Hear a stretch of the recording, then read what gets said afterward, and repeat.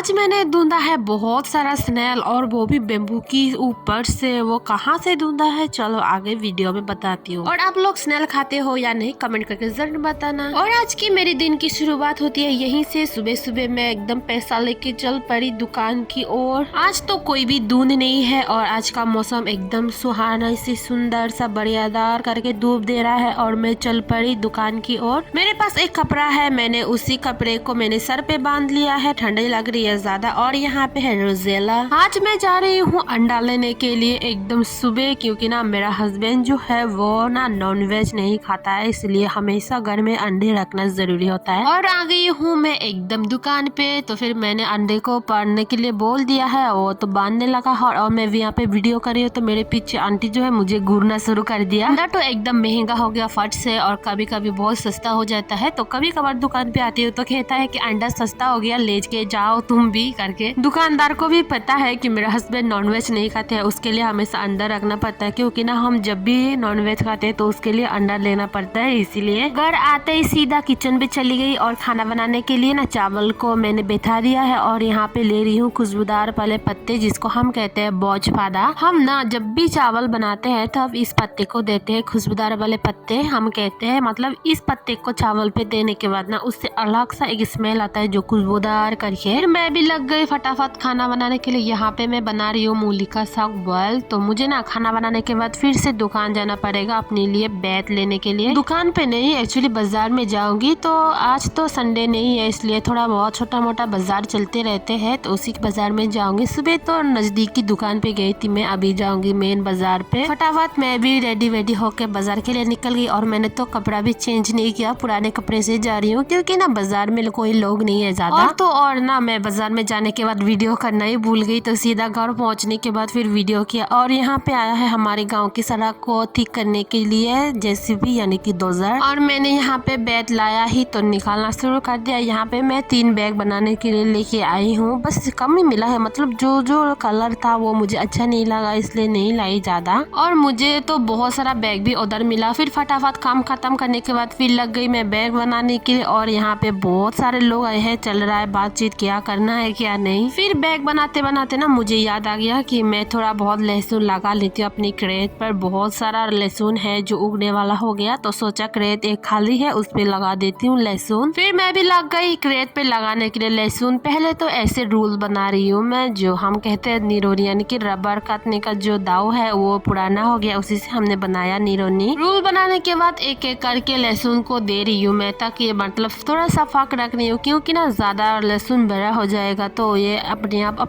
मतलब एक दूसरे पे लग जाएगा, इसलिए मैं ज्यादा पास में नहीं दिया, थोड़ा दूर करके मिला दिया। सारे लहसुन को लगाने के बाद फिर इसको अच्छे से ढक दिया, पूरे क्रेट में लगाया। फिर इधर पे देखा तो मम्मी जी और पापा जी आया है तालाब में बेम्बू को निकालने के लिए। पापा जी ने ना यहाँ पे सारे बेम्बू को बांध के तालाब में भिगो के रख दिया है एकदम बढ़िया दर से। ऐसे भिगो के रखने से ना ज्यादा लंबे समय तक टिकते हैं बेम्बू, लंबे समय तक टिकता है, कुछ खराब भी नहीं होता। इसलिए हमें तो ज्यादा जरूरत पड़ता है बेम्बू की, हमारी रबर जो है उसको धूप में देने के लिए। और यहाँ पे जब बेम्बू को उतारा देखा तो इतना सारा स्नेल, जिसको हम कहते हैं शामुक। और फिर मैंने देखा यहाँ पे एक केकड़ा यानी कि क्रैब। तो मैंने कहा मम्मी को, अरे मम्मी क्रैब को पकड़ो पहले। और मैंने भी इतना सारा शामुक और क्रैब देखने के बाद मैं भी नहीं रह पाई, अपने आप को रख नहीं पाया। फिर मैं भी उतर गई तालाब में शामुक ढूंढने के लिए। ये एक्चुअली नानी का तालाब है, इसलिए जब चाहे हम खा सकते हैं यहीं से। नानी और दादाजी ने तो साफ साफ कह दिया कि तुम्हारा जब भी मन चाहे तुम स्नेल पकड़ के खाओ करके, लेकिन मैं नहीं खा पाती हूँ ना, मुझे ना अलग सा एक स्मेल आता है शामुक से, इसलिए मैं नहीं खाती हूँ। और हमने उतारा है इतना सारा शामुक, और ये खाने वाले पापा जी और मम्मी जी। मैं तो शामुक नहीं खाती हूँ, मतलब स्नेल, और मेरा हस्बैंड तो नॉनवेज नहीं खाता है, तो इस एक प्रकार से इसको नॉनवेज भी कह सकते हैं। और 400-500 क्रैब मिल ही गया। और फिर से पापा जी लग गया है ढूंढने शामुक। फिर थोड़ी देर रेस्ट करने के बाद यहाँ पे आकर देखा तो मम्मी जी और पापा जी लग गया, हमारी जो